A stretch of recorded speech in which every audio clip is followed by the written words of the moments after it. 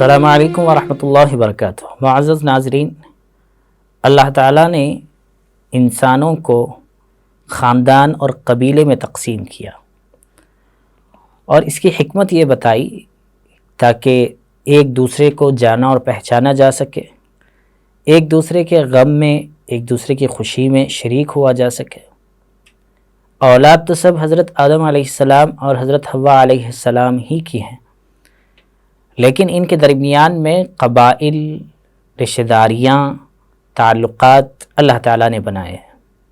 اور اس کی حکمت بھی سمجھ میں آتی ہے کہ بہت ساری مرتبہ ایسا ہوتا ہے کہ کوئی غم کا موقع ہو تو آپس میں ایک دوسرے کے ساتھ رشتہ داریوں کی وجہ سے ایک دوسرے کو تسلی کا سامان بن جاتا ہے،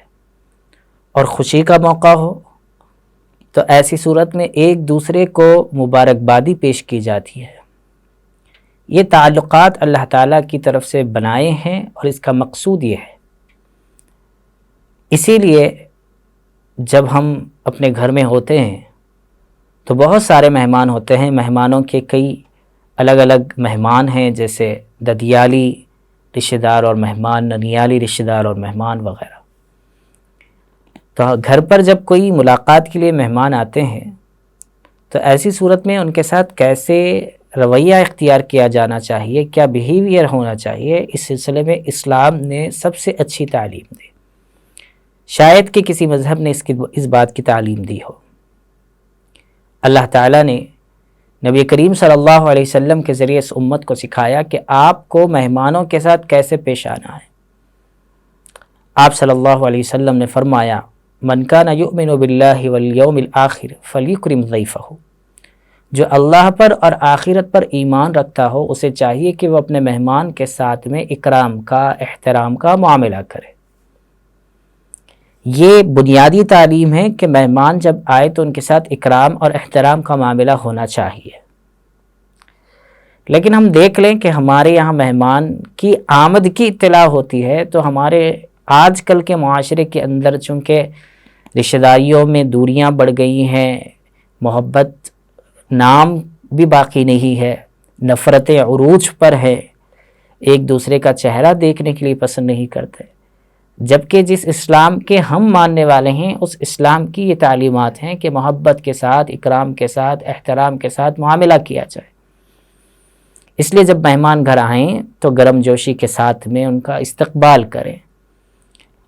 یعنی ان کے آمد پر ہماری خوشی کا اظہار ہو کہ بھائی آپ آئے ہیں،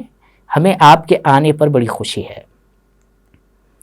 اور اس مبارکبادی اور اس آنے پر خوش آمدید کہنے کا ایک طریقہ جو اسلام نے سکھایا، سب سے پہلا یہ ہے کہ السلام علیکم ورحمۃ اللہ وبرکاتہ کہا جائے،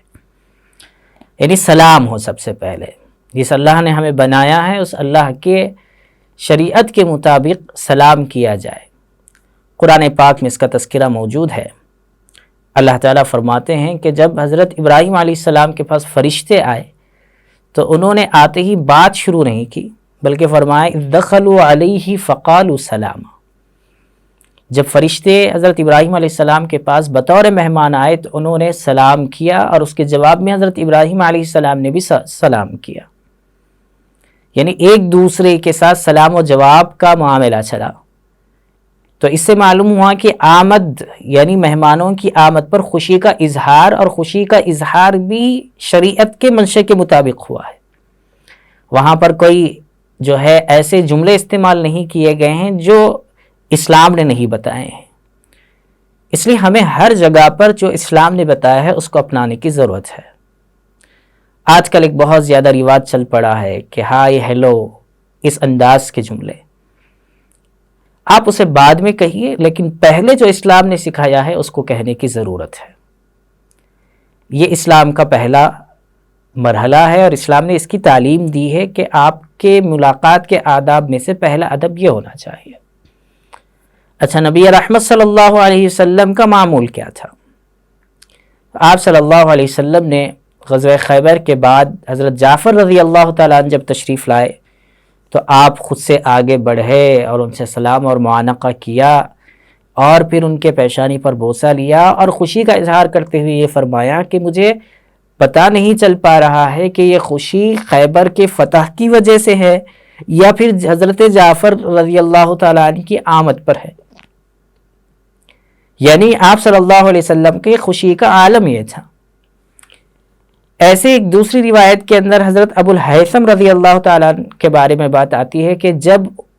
انہوں نے نبی کریم صلی اللہ علیہ وسلم کو دیکھا اور آپ صلی اللہ علیہ وسلم وہاں ان کے یہاں تشریف لے گئے تو انہوں نے بھی آگے بڑھ کر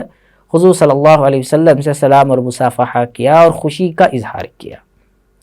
اس سے معلوم یہ ہوا کہ گھر پر آنے والے مہمانوں کے ساتھ میں اکرام احترام کا معاملہ تو ہونا ہی چاہیے، اس سے پہلے ان سے سلام اور معانقہ، مصافحہ،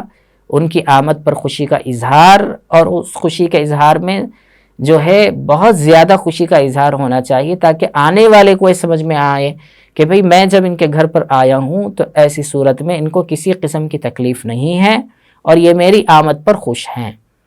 لیکن معاشرے کے اندر جو چیز اس وقت میں چل پڑی ہے وہ یہ ہے کہ مہمان کے آنے کی اطلاع ملے تو چہرے پر جو ہے 12 بج جاتے ہیں،